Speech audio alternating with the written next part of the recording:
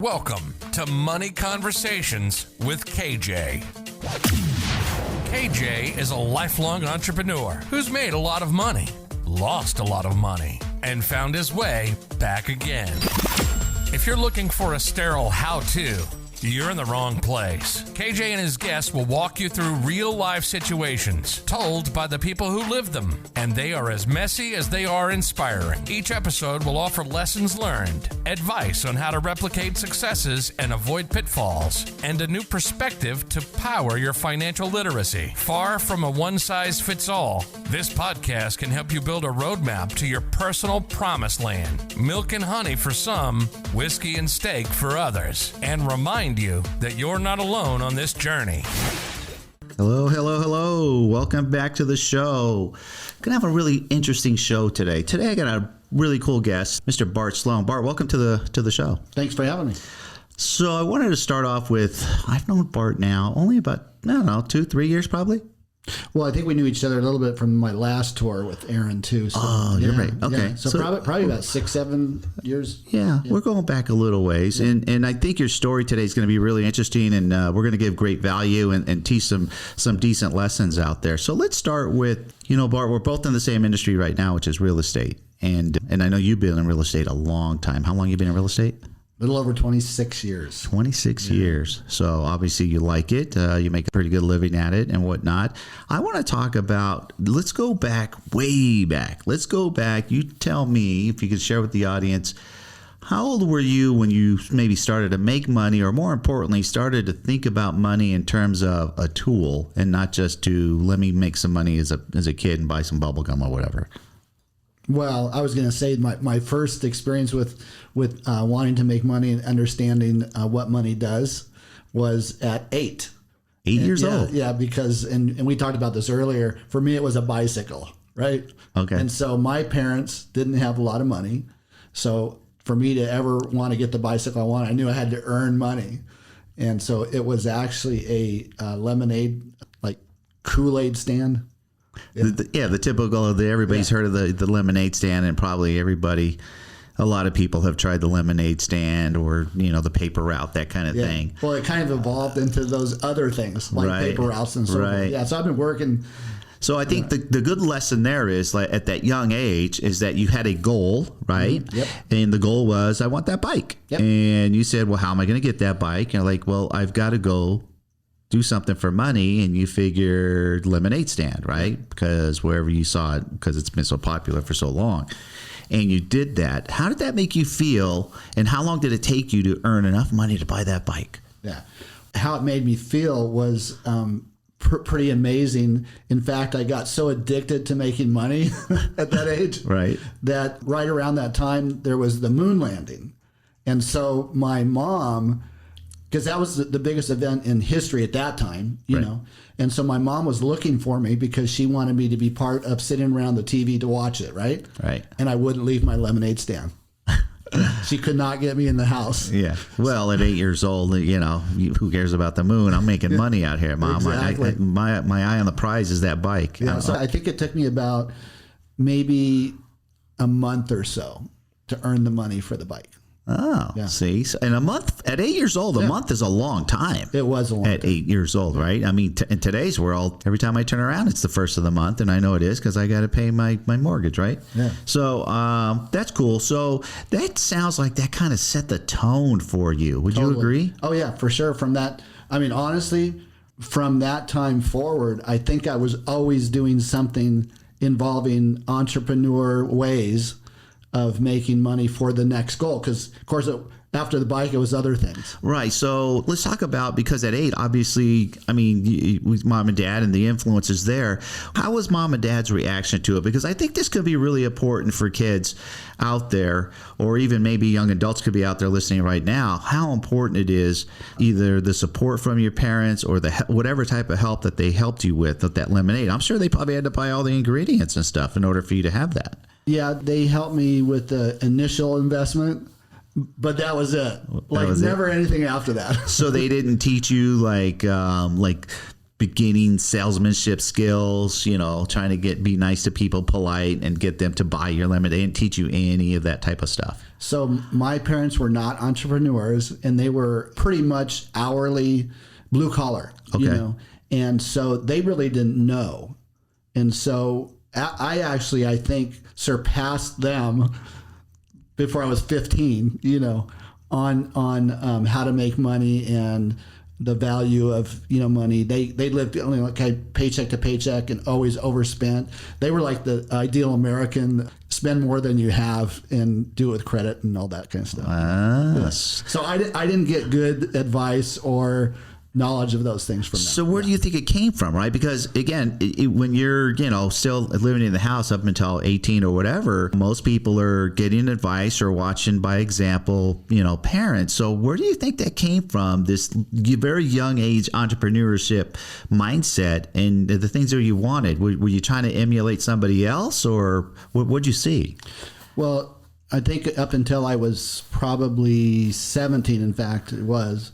Up until then, it was just the goals I had, that I had to make money to get those goals. So different things, car, your first car, things like that, because my parents couldn't buy my first car, and so I didn't really start understanding the other aspects of like learning how to become better or more knowledgeable about how to make money, or even what profession would get me to those other levels that I had. Like I had goals, right, of like the car, and then other things that I knew I had to make more money than I was making. Like one of my first, I guess, real jobs was a car wash. Okay. And I think it was like 14 or 15 years old. And that was great for the small things I wanted to buy. But then when I, wanted to live in an apartment, I couldn't do it from a car wash job, right? Right. So anyway, just through, I want to say partly circumstances, but I think also when you have a mindset of something, things get created and put in your path, right? Right. Yeah. So, but where do you think, or you don't know, maybe you just don't know where it came from? Because, we can learn financial literacy from parents, siblings, neighbors, aunts, uncles, watching a TV show. I mean, we could learn it from all sorts of different places. And not that it's always right what you're learning by any means, but I'm just curious how you evolved, from 8 till you became a young adult, and then you needed to get out there and support yourself and stuff, and obviously had to make more money. But it just it's a curious mindset, because I don't think it's the norm by any means. I think where you were at 8, most people don't get there till they're 18. Right. You know what I mean? Because maybe one of a couple of things. Their parents are fully funding everything that they do, which in today's world's even more so. So if you can remember where you learned that, where'd you learn that? So where it started to come together in more of an adult way, as far as how to go into many other levels of earning income and understanding money, was when I was 17 years old and got my first real job to make a living and get an apartment, all those things, and so there's my first mentor for that. And so it was a gentleman that he was an entrepreneur all his life. He was about 50 years old when we met, and he owned a business that was an automobile brokerage. And at the time, this was back in the 70s, he was the first auto brokerage in California, the very first. Wow. And very entrepreneurial guy. And he took a liking to me, and he mentored me into not just a career. So for 18 years, my career before real estate was automobile industry, but also understanding money and those dynamics. So there you go. So that's a great lesson. So I want everybody out there to really think about what Bart just explained, which is, so he was fortunate, and I'm going to say you're fortunate to have somebody be a mentor like that, because I don't believe that people in the age range of, 17 to 20, whatever, get mentors, right? I don't think they really think about it. And it's good that if someone comes along in your life that believes in you, obviously this gentleman must have saw something in you to believe you, to want to give you some level of mentorship. And let's just talk about mentorship just for a minute. Mentorship doesn't mean that someone's 100% taking you under their wing, but they're going to give you some insight. And so this particular gentleman, how long do you think that, and it's really important that he did this, because it obviously sets you up for, the next 20 or whatever years of your mindset around money. But how long were you around him, and what do you think were the most important lessons that he taught you? Well, I worked for his company I worked for him twice, because I took a break and went to work somewhere else for a period of time, a couple of years, and then came back. So probably in total about 4 years. And the time I was around him, because he had a pretty good sized company, he had a lot of employees, maybe somewhere around 60 employees. And so I probably got to spend maybe a couple hours a week with him, which was quite a bit. And most of the time I spent with him, because at 50-something years old, he was a very successful entrepreneur. He knew I knew nothing, right? And so he would spend the time with me talking about things I think that had a high value for a young kid, and he had aspirations for me for his company. In fact, in one of our conversations one time, he said, what's your 5-year goal? So he was talking to me in those terms, right? And that time I was like 18. He said, what's your 5-year goal? And I said, to be sitting where you're sitting. Nice. So he appreciated that in a young kid, So he spent time. He didn't really talk to me a lot about things that you talk about in your program, Okay. About how to map yourself for long-term wealth, But he did teach me a lot about how to be the best and become successful, and the difference between an entrepreneur, somebody working for somebody else. He taught me those things, which were valuable. That's great. So that's an awesome lesson to learn. And then you went from there. So that's a great lesson. And for all of you out there, man, if you have the opportunity for someone to mentor you, because I'm sure he didn't charge you any money, right? No. Well, now his value was, right, the more he taught me, the more money I made him. Right. So we'll call that motive. But even so, again, if you're out there and someone can see that spark in you and become your mentor, take full advantage of that. The fact that you are consciously spending a couple of hours per week with them learning is probably a lifelong advantage for you.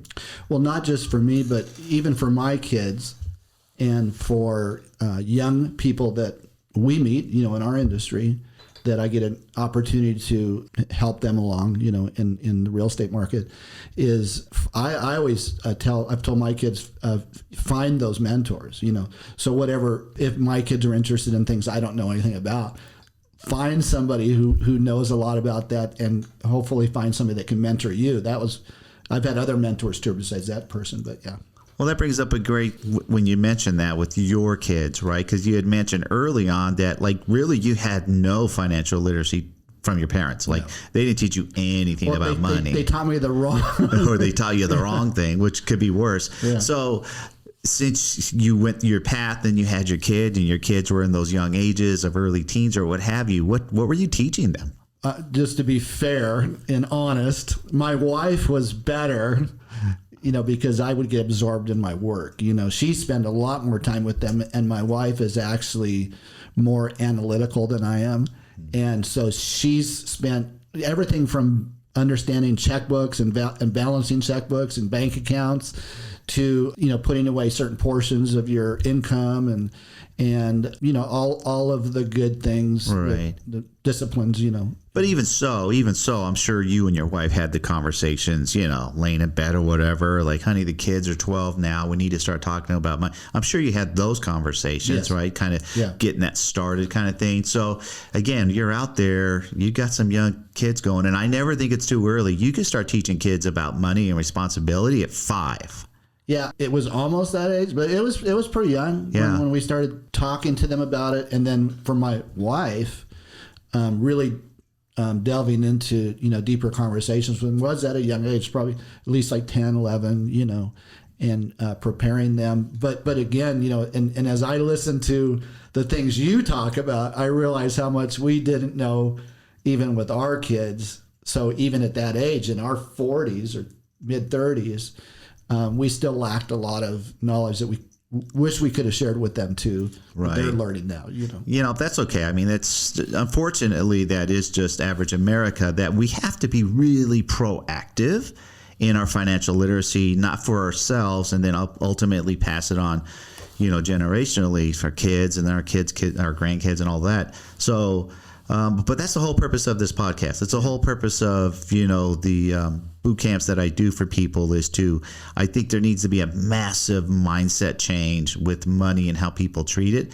because that's what separates the wealthy from the non-wealthy. That's the fact of the matter is, it's just the wealthy, the way they think and act with their time and money is so much different than the people who don't have money, how they think with it, right? Yeah. The wealthy use money as a tool to achieve things. But I want to get back on for you. I think when I talk to a lot of people, I think one of the things that holds people back is they don't understand the true value of setting goals. Right. And for you, going all the way back, getting that bike, right? That bike was your first goal. And it seems like that set the tone forward, right? So are you still very goal oriented, goal driven? Everything you do is for a specific goal? 100%. Do you write your goals down? Not only do we write them down, but we have vision boards, and we'll update them no less than an annual basis. And they hang in a place where we see them every morning and every night, and my wife and I talk about our goals probably at least 2-3 times a week, I got to applaud you on that. That is so massive, so massive. I'm going to read you here a quote that I got from Harvard, right? It says here, Harvard MBA graduating class. This is from 1979, by the way. Harvard MBA graduating class asked if they had clear written goals. And 3% said yes, 13% said yes, but not written down, and 84% said no, right? Yeah. Those were the stats. 10 years later, they go back to those same kids, and we found out that 13% were earning twice as much as the 84%. Twice as much. Here's the killer one. 3% earning 10 times as much as the 94%. This is how important it is to write these goals down on a regular basis. The fact that you do it, and did you teach your kids this? Oh, yes. And they do it? Yes. See, so this is why I know you're a successful real estate agent, and you have been for many, many years, and I'm sure your kids are also, but it's vitally important. Yeah. I mean, it's the second thing I talk about in my workshop. First is mindset, second is goals. I treat goals are a roadmap to where you're going. And I use the example of, if I wanted, I live in Vegas, if I wanted to drive from Vegas to New York, I'm gonna need one of two things. I'm either going to need the old school map that I'm going to open up, or I'm going to put that in my GPS, right? Because there's no way I'm going to make it there in a timely manner. I mean, I could probably end up there, but with a map, I'm going to get to New York in about 2.5-3 days driving, just if I went straight, right? If you didn't have a map and you left Vegas knowing like I'm going east, the way the roads are structured, where could you end up? Well, especially if you're looking for a specific address. Which I think, like to your point and the things that you talk about, you get people focused on a specific address, right? Yeah, exactly. And we need to. I mean, the more specific you can be about your goals, the better, the faster you'll reach them.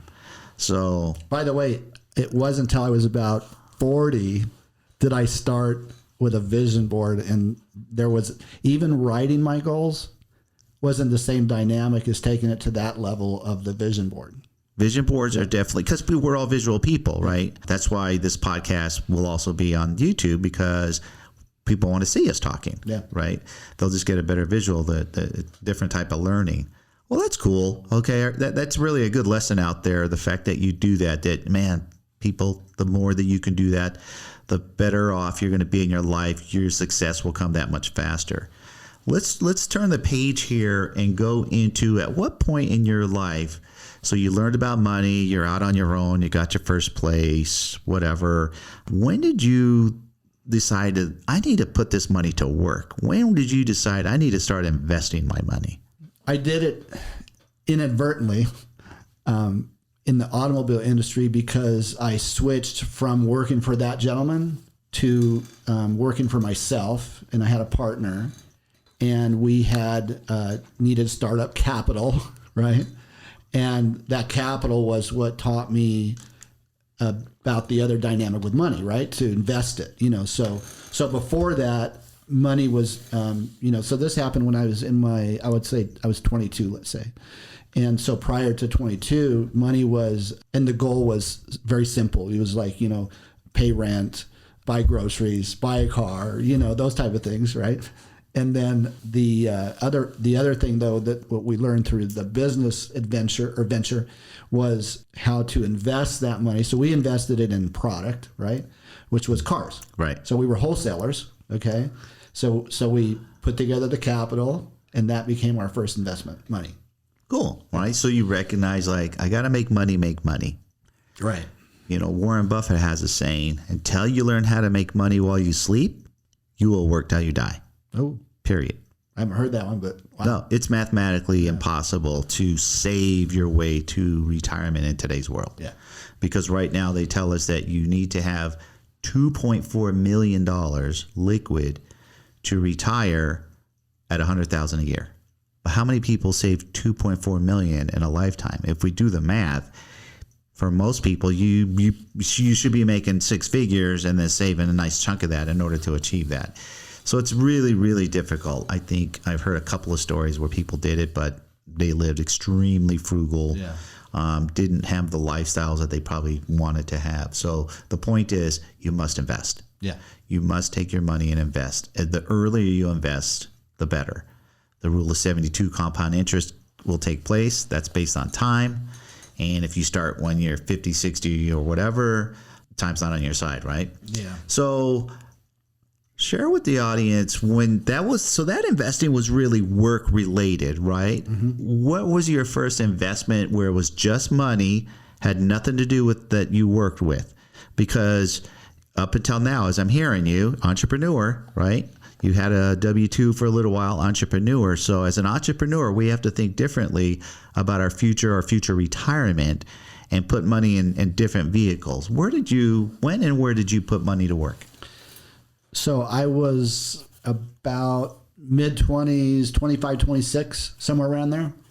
And even up until that time, I had nobody. And so the couple of mentors I had up to that time, none of them talked to me or educated me or did anybody else about the Rule of 72 and the dynamics of preparing to that level of investing for the future. So, and I don't remember how it happened, but I remember I wanted to learn about that. I don't remember how it came in my head, but I remember it was Primerica was the company.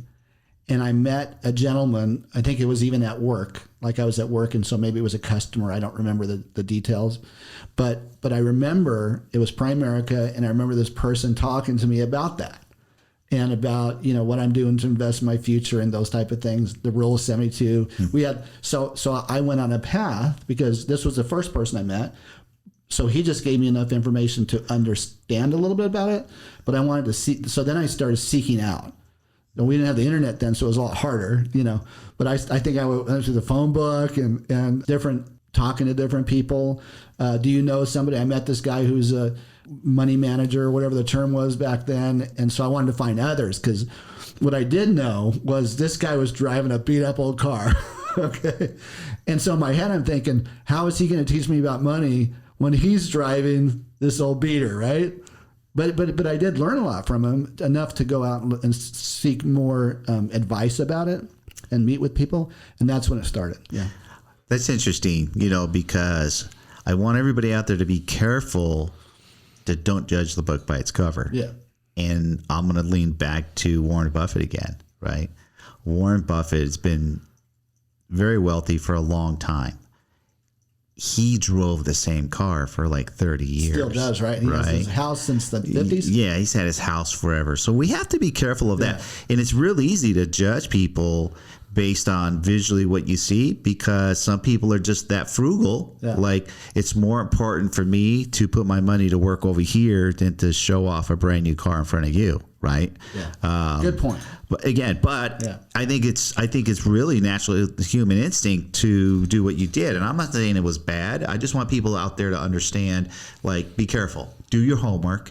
right? This person, because they may have drove XYZ car, not the best clothes, as long as they're cleaned up. And then just listen to them. If they can articulate it and they know what they sound like, then just ask questions, right? Asking questions is the best way to get ahead in life anyway. We should always ask questions.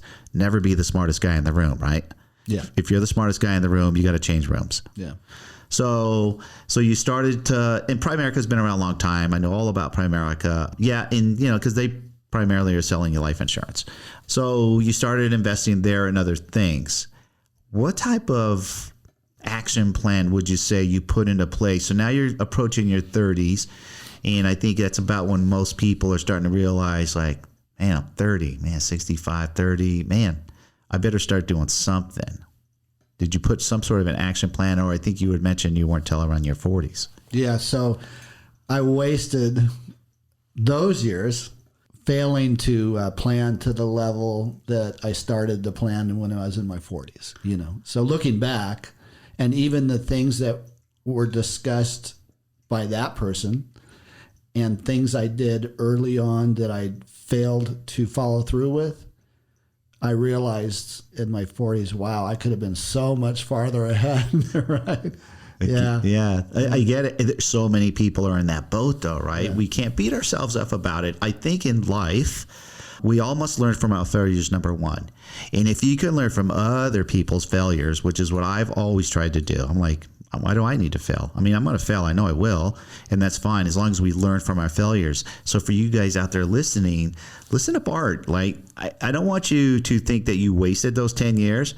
They probably did cost you a couple of bucks, right? But they're definitely not wasted. I'm sure there's a ton of life lessons that you had in those 10 years that are helping you out today, right? Which is cool. That's what we want. And then again, that's why wherever everybody out here is listening to these stories that I like to share with everybody, because everybody's path has been different. Right. So the biggest thing that I've learned with my kids, and I see myself the same way, right? And this is probably something you can help the audience with. And I wish I would have met you 20 years ago, 30 years ago, actually. But the main reason I think that I failed to follow through on those things is because I had the attitude, I'm in my 20s, I got plenty of time. Okay. Well, I see that with my kids. So even though our kids have had a lot of good mentorship, I'm going to say from their mom. Okay. I still see it with them. Right. Right. So they're still not doing the things they really should be doing right now, and I don't know how do you fix that? Well, we fix it. First of all, it's a mindset issue, right? So this is where, man, I'm going to be tough on some people out there right now. This is where parenting is vital. Because we're hearing stories of people, in your case, yeah, your parents weren't really there for you in the mindset area of financial literacy. I'm sure they're loving parents. They took care of you all. That was great. But we really have to prep our kids. It's that vitally important. That's why I said a minute ago, I think at the age of 5 even, understanding, because at 5, they want stuff, right? And everything costs money. And so I think if we could start learning, teaching, setting, molding these kids into a perception of nothing's free. Mm-hmm. I had to work so I could take you to Disneyland. I had to work hard so I can buy your clothing, put the roof over your head, all those things. It's okay. I think the mindset of too many young adults out there with kids is they got plenty of time. Mm-hmm. And setting a foundation is like building a house, right? If the foundation of the house is weak, this house will fall down, right? If you got a really strong foundation, it will be a very strong house and stand forever. So it's just that vitally important. And again, Monday morning quarterback, 2020 hindsight, we all wish we could have, should have done whatever. It's never too late to educate yourself in financial literacy. Be proactive about it. Find a mentor like you did. These are all great lessons. You're doing above average to the average American out there, okay, by far. So I think that was your early on at 8 years old, getting that lemonade stand going and creating goals. And the importance of goals, I think, is what sets you apart from a lot of people. So the lesson out there today is really going to be, guys, goal setting. And let's not confuse goal setting with January 1. Right. Right? Which is resolutions, which is, I don't know, in my opinion, nonsense. Yeah. Because everybody knows 95% of people don't hold true to those things. the people who love the resolutions the most are the gyms. The gyms, right? They're like, oh, there goes, we're going to make money. They're all going to sign up. Yeah, they got a spike coming up.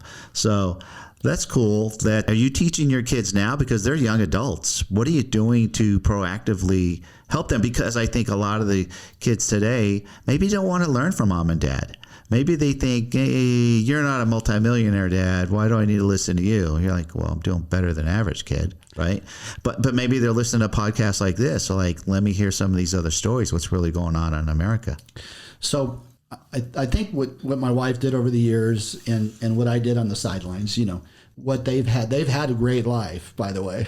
They've lived well, and they understand that, especially being on their own now, so they see the difference, But I think it's also partly personality types, right? So our son, who's in the military, and he's a lifer in the military, has been 13 years now, and he just bought his first house.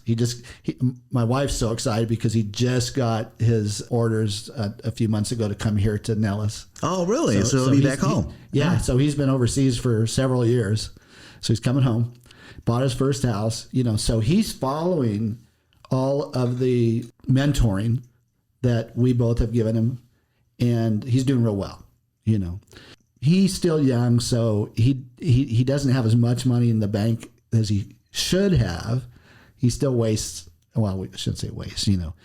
He still has fun and does things that he could be doing other things for the future, right? Mm-hmm. And then we have one of our daughters, her and her husband, very entrepreneurial, and they're actually very good about living at their means. They don't have debt, those type of things. But they're still learning their way through how to, the balance between being a starving entrepreneur, right? And sometimes you got to take that higher paying job and just wait it out, those type of things. But they're definitely going to be fine. But then we have one daughter, and so Erin and I would say she's a tiger, personality type. Yep. Expressive. And she'll nod her head yes on everything, but just do the opposite. So we've had to actually help her financially. She's 26 now. And even this past year, we've helped her a few times financially on things, paying her car payment and things like that, So she'll be like probably the last one trailing, to figure it out, Well, hopefully she's just got to watch. I see my 4 kids, they watch each other, and siblings are definitely competitive, right? Yeah. We can all see that, right? Yeah. The oldest one always wants to be the oldest one. You can't do better than me. And the youngest one's always like, I'm going to catch you, right? Kind of thing. Yeah. So look, maybe she's a late bloomer. There's plenty of late bloomers out there. Well, the important thing is, and this is where I guess, even for me, I learned a lot of this stuff at probably a younger age, right? Even my 20s, and it finally kicked in. When you learn that stuff, you can't unlearn it, right? Right. Once you see and experience those things, it's with you. So at even the times that, like for her, the times that she's had to ask for help to pay her car payment, that wasn't easy, right? Exactly. She doesn't want to do that too many times. No. But she knows she has the foundation. To your point earlier about the foundation, they all have the foundation. So at whatever point, right? Right. Well, that's awesome. So you're sitting on their path. That's good. I mean, you're obviously you're giving them a lot more than you received, right? And we all must do that. Right? Whatever you learn from mom, dad, aunts, uncles, whatever at the young age, you need to learn more, pay it forward, whether it's to your kids and or, I think all of us have kids that had their best friend and their best friend became like an extension of the family, right? Well, for us, it's our niece. Yeah, or the nieces and nephews. So my wife's doing these financial and life lessons with our niece right now, who's in her 20s, but never had a parent who had this kind of knowledge or process, So in her 20s now, my wife's trying to teach her, to your point, paying it forward. Right, right. Well, listen, we're going to need to get your niece on this podcast. We need to get them subscribing and listening. So, well, you know what? I think today's lesson, Bart, is for everybody out there. I think the most important one, it's always mindset. We really need to start learning how to think and act with our time and our money. But I want to thank you for coming out and sharing your story. Goals. Goals, goals, goals. And then to create an action plan to go reach your goals is really the key, guys. That's the key to get out there. Always progressing, moving forward, and reaching your goals will get you where you want to be. So Bart, thanks for coming out again. I really appreciate you coming out and sharing your story. Thanks for having me. It's always a pleasure to speak with you about these things. It's cool. So listen, I know we gave great value and insight to you guys out there, the listeners. So if you like what you heard today, please subscribe to the podcast channel. Come out and listen, okay? And for you guys on YouTube, smash that like button. I need that like button smashed, and subscribe there also. I'm going to be releasing a new episode every Wednesday. Every Wednesday, you guys can come back on and listen to the next new story. So you guys have a great week. We'll talk to you soon. Hey everybody, hope you enjoyed that episode. Really enjoyed making all these episodes for you. Remember, we're just having conversations with people's journey with money and the things they did right with it, the things that did wrong with it, and how did they really come about getting their mindset with money. So every episode's different. We all have a good takeaway from them. So do me a favor, hit the like button, smash the like button, and subscribe to my channel, because every episode that I do is going to be different, as all our journeys are different. So you guys take care, and we'll talk to you next week.